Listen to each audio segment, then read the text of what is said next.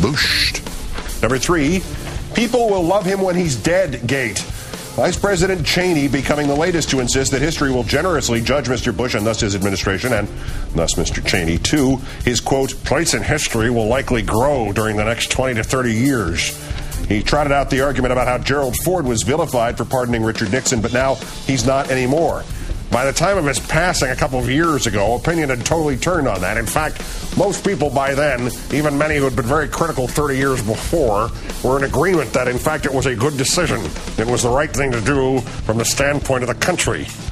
Apart from the reality that the act of pardoning a crooked president to soothe a ruptured nation bears no resemblance to lying that nation into an unnecessary war and getting 4,000 of our troops killed, and apart from the fact that 30 years from now, Bush is much more likely to be considered asleep at the switch on 9/11 than he is now, Cheney is also wrong about the idea that Gerald Ford is viewed favorably 32 years after he left office. The last polling on overall presidential popularity, done by Rasmussen for July 4th, 2007, still had Ford in a tie for the 12th most unpopular president of all time, even though he was only in office for 30 months.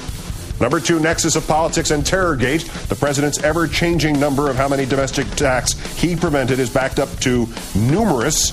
Officially, that would be 4 based on his speech at the War College. We prevented numerous terrorist attacks, including an attempt to bomb fuel tanks at JFK Airport, a plot to blow up airliners bound for the East Coast, a scheme to attack a shopping mall in the Chicago area, and a plan to destroy the tallest skyscraper in Los Angeles. Well, it's skyscraper, but yeah, okay. The skyscraper was the one where Mr. Bush got the name wrong while announcing it to the world before he told the local authorities in Los Angeles that he was going to tell everybody, setting off mild panic there.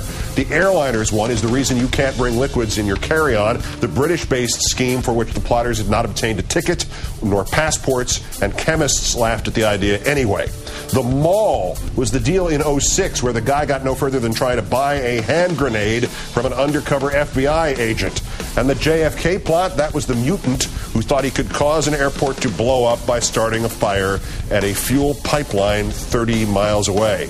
So thanks for stopping all these. Nice work, Jack Armstrong. And number 1, insult the dead gate. This is a White House talking point still, even though your average 3-year-old could disprove it using only an Etch-a-Sketch.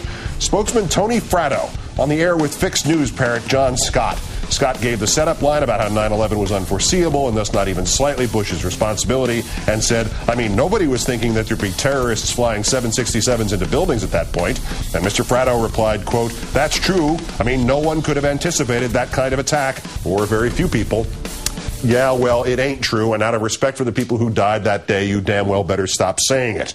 A President's Daily Brief as far back as December 1998 said bin Laden was preparing to hijack U.S. aircraft in hopes of trading hostages for jailed radicals. The August 6, 2001 brief, of course, told President Bush, if he read it, that there were patterns of suspicious activity in this country consistent with preparations for hijackings. The FBI agent John O'Neill repeatedly warned of the prospect of suicide hijackings, basically got drummed out of the bureau for saying it. The FAA had distributed a CD-ROM early in 2001 to the airlines and the airports warning that terrorists might hijack a plane in order to use it as a weapon. That Mr. Fratto's employers might not have been expected to know the exact hour of these attacks does not give him or anybody else the right to perpetuate the lie that 9/11 was impossible to conceive. Clearly, many inside this nation's government anticipated it. It was Mr. Bush and his gang who chose to ignore them.